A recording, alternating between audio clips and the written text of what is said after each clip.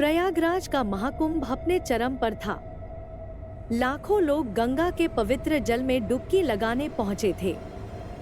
रिया, एक युवा इतिहासकार, घाटों से जुड़े रहस्यों पर रिसर्च करने आई थी। उसने एक स्थानीय बूढ़े व्यक्ति से सप्तशापित घाट का नाम सुना। कहा जाता था कि वहां स्नान करने वाले कभी लौटकर नहीं आते।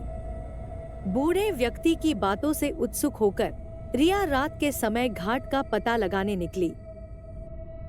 बाकी घाटों के विपरीत वह घाट अंधेरे में डूबा हुआ था। चारों तरफ सन्नाटा था। गंगा का पानी उस घाट पर अजीब तरीके से चमक रहा था। जैसे ही रिया घाट के करीब पहुंची, उसे एक साधु की छवि दिखाई दी। साधु ने उसे चेतावनी दी, यह घाट शापित है। यहाँ अमृत की बूंदें गिरी थी, लेकिन इसे छूने वालों को श्राप मिला। जो इस घाट पर आता है वह वापस नहीं लौटता। साधु की बातों को नजरअंदाज करते हुए रिया ने घाट पर कदम रखा। उसे वहां एक पुराना दरवाजा दिखा। जैसे ही उसने दरवाजा खोला, वहां एक प्राचीन कक्ष था जिसमें अमृत की कहानी को दर्शाते हुए भित्तिचित्र बने थे। तभी अचानक हवा में फुसफुसाहटें गूंजने लगी और छायाएं उसे घेरने लगी। डर के मारे रिया तुरंत बाहर भागी। जब उसने मुड़कर देखा तो घाट गायब हो चुका था, लेकिन उसके हाथ में एक प्राचीन पुस्तक थी जो उस घाट के इतिहास को बयां करती थी।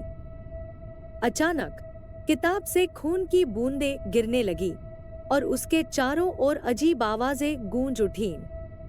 रिया ने जब किताब खोलकर पढ़ने की कोशिश की तो उसमें लिखा था, जो इस घाट के रहस्य को जानेगा वह इसे किसी और को नहीं बता पाएगा।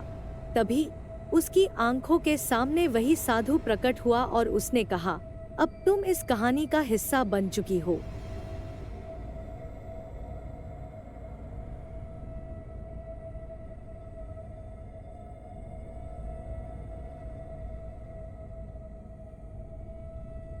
प्रयागराज के शापित घाट का रहस्य। प्रयागराज का महाकुंभ अपने चरम पर था। लाखों लोग गंगा के पवित्र जल में डुबकी लगाने पहुंचे थे। रिया, एक युवा इतिहासकार, घाटों से जुड़े रहस्यों पर रिसर्च करने आई थी।